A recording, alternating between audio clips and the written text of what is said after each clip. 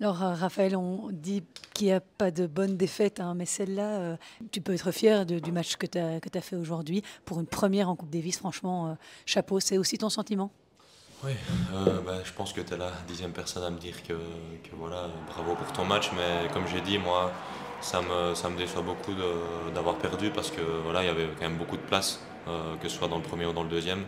Après, c'est vrai que j'ai quand même fait un match solide pour une première fois. Je pense que j'ai quand même su gérer mes émotions, ce qui était un petit peu ma faiblesse depuis toutes ces années où j'avais du mal à gérer mes émotions. Là, je pense que je les ai bien gérées, le contexte, je l'ai bien géré aussi. Donc voilà, je suis très déçu évidemment parce que j'ai eu vraiment beaucoup d'occasions, que ce soit au premier ou au deuxième.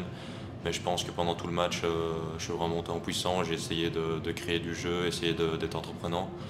Après, le mec, il n'est pas 60e mondial pour rien, il n'a pas été 22e pour rien. Là, il vient de battre Alcaraz en 3-7 à l'US, donc c'était un bon match de ma part. Mais voilà, j'ai du mal à me dire ça maintenant parce qu'il y a beaucoup de déceptions, mais je vais essayer d'amener ça pour si jamais je dois rejouer. Oui, parce que tu as une balle de 7 dans le deuxième et ça se joue à chaque fois. Tu as des balles de break beaucoup dans le premier, dans le deuxième. C'est quoi qui fait la différence? C'est sur ces points-là spécifiquement que lui est plus, il sert le jeu ou est-ce que tu as quelque chose à te reprocher sur ces points-là?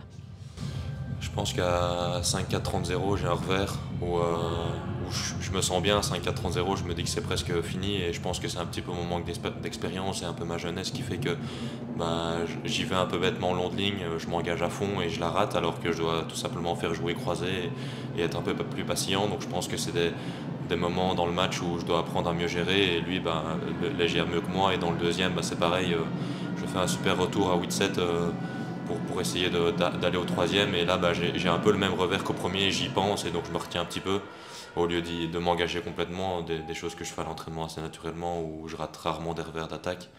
Et là, je réfléchis un peu trop et je la mets dans le filet, mais je pense que si je dois remonter sur le terrain, ça va me servir.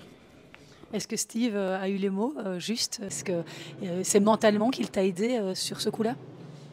C'est sûr que je pense que d'avoir Steve pour gérer un moment pareil sur le terrain, ça a été une grande aide pour moi. Parce qu'on se connaît très bien, il m'entraîne depuis 4 ans, donc il a su avoir les bons mots pour m'aider. Donc je pense qu'on a bien géré ça tous les deux. Et voilà, comme j'ai dit, je pense que ce match va servir pour la suite. Merci beaucoup, Raphaël.